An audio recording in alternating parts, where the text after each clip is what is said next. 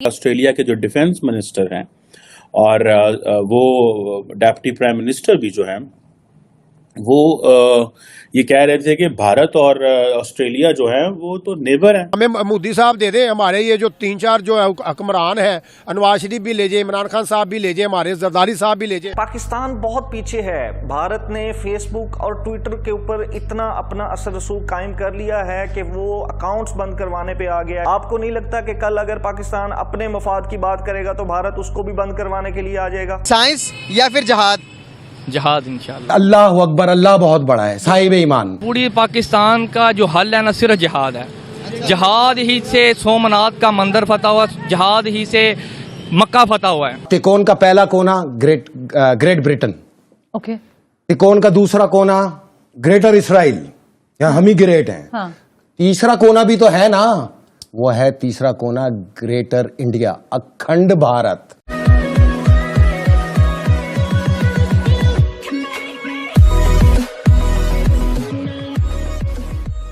नमस्कार दोस्तों, पाकिस्तानी जो लोग हैं अब ये आम हो चुका है कि भाई वो कहते हैं कि भाई हमारा इमरान खान ले जाइए, हमारा नवाज शरीफ ले जाइए, हमारा शहबाज शरीफ ले जाइए, हमारा जरदारी ले जाइए, लेकिन सिर्फ एक मोदी दे दीजिए।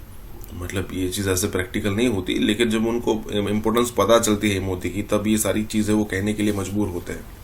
अब देखिए कई सारे एग्जाम्पल्स हैं जिससे हम ये पता कर सकते हैं कि भाई, या फिर हमें पता लगता है कि भाई इंडिया कितनी तेजी से आगे बढ़ रहा है।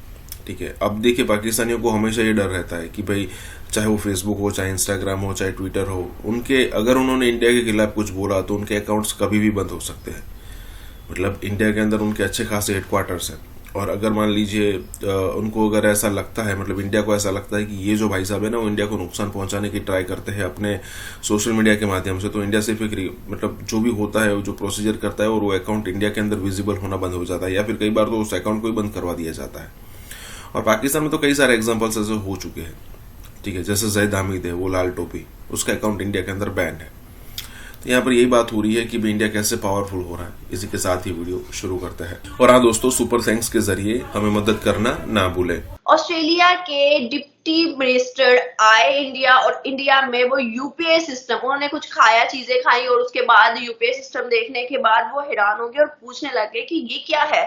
और साथ उन्होंने कहा कि ये यूपीआई सिस्टम है सर, इसको ऑनलाइन ट्रांजैक्शन करते इस तरह उनको समझा रहे थे। फिर वो मतलब चीजें खाते हुए उन्होंने बड़ी तारीफ की, उन्होंने कहा फैबुलस प्लेस है इंडिया, इंडिया ऐसे है, इंडिया ऐसे है। फिर उन्होंने क्रिकेट खेला, बड़ी चीजें, वो ऐसे थे जैसे पता नहीं किस मतलब जन्नत में आ गए हुए हैं और बस उन्हें मजे लेने हैं, मजे लेने और मजे लेने हैं।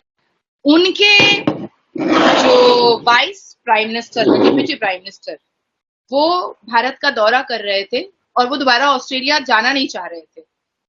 तो चलो भाई, अभी कोई आया है तो अतिथि देवो भव, तो भारत का एक कर्तव्य होता है और भारत का एक संस्कृति है, संस्कार है कि कोई अगर जाना नहीं चाह रहा है तो चलिए मैं आपको घुमा के लेकर आता हूँ। और वो घुमा कर लेकर आने में उनको नींबू पानी पीना था, तो नींबू पानी का 12 रुपए उन्होंने यूपीआई से पेमेंट किया, जस्ट 12 रुपीज। और उसके बाद फिर गोलगप्पे उन्होंने वहां पर खाए हैं, तो सबके खाने के बाद जो 60-70 रुपए लगे वो भी उन्होंने यूपीआई से पेमेंट किया।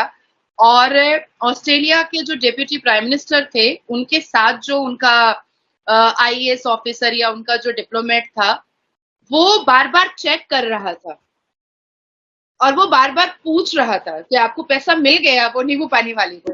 वो कह रहा हाँ सर, मुझे मिल गया। I have received.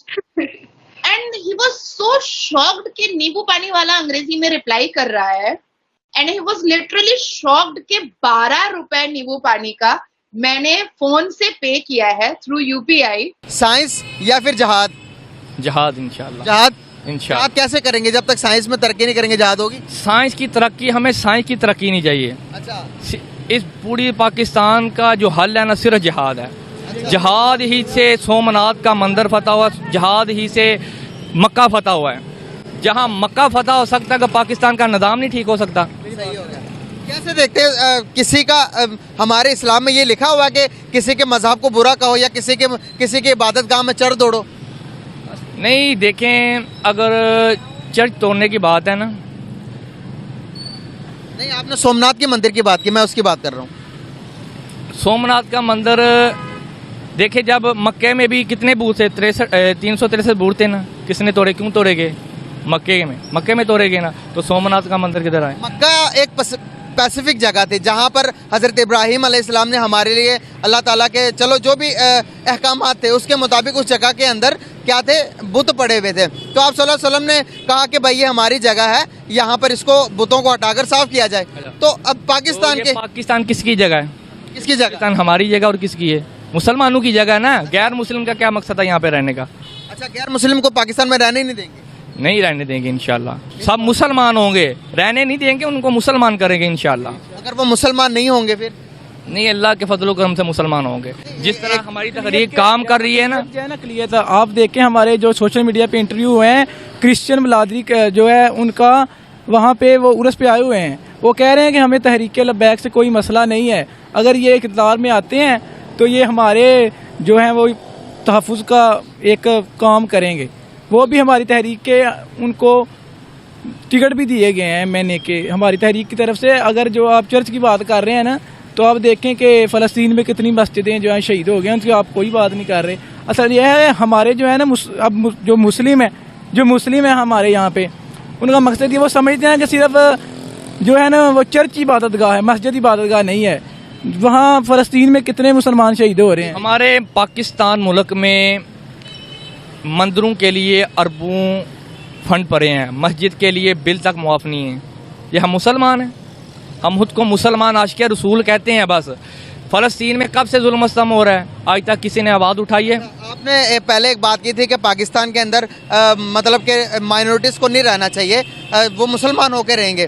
क्या हिंदुस्तान के अंदर मुसलमानों को रहने की इजाज़त देनी चाहिए? नहीं, वो हिंदुस्तान और पहला पाकिस्तान पहले नहीं था ना, हिंदू उधर मुसलमान भी रहते थे ना। चलो जहाद हुआ, जैसे भी हुआ, पाकिस्तान एक अलहदा होगा, आधे मुसलमान वहीं पे है। पहले तो एक ही थे ना? पहले तो एक ही थे। चले अब देखिए ना, अब यहाँ पर बात आई तो आप कह रहे हैं चले। अब आप समझ रहे हैं मेरी बात? अगर वो ना थोड़ा सा जज्बाती हो गए, अगर वो इस पाकिस्तान में रहें, वो अक़लियत मान के रह सकते हैं, वो गुस्ताखे रसूल मान के नहीं रह सकते। गुस्ताखे रसूल तो एक अलग टॉपिक चैप्टर है ना भाई, गुस्ताखी करना एक अलग चैप्टर है, एक रहने न रहने की एक बात अलग है।